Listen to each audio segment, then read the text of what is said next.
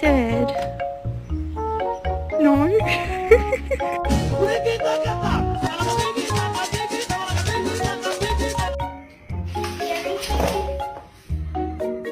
Ronaldo, feliz dia das...